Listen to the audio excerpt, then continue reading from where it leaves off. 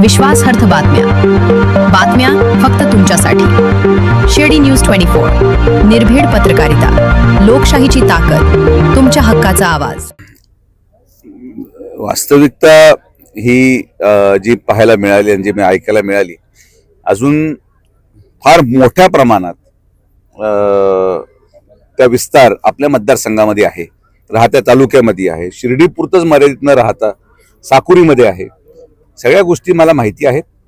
मला असं वाटतं की महाराष्ट्र शासनाने CID कडे तपास दिलाय, क्राईम ब्रांचकडे दिलाय, तिथं महिला IPS अधिकाऱ्यांची नेमणूक झालेली आहे। आजही शिर्डी पोलीस स्टेशनचे अधिकारी नाशिकला गेलेत आणि या तपासामध्ये या सगळ्या गोष्टी समोर येतील। ज्या गोष्टी घडल्या त्या दुर्दैवी आहेत।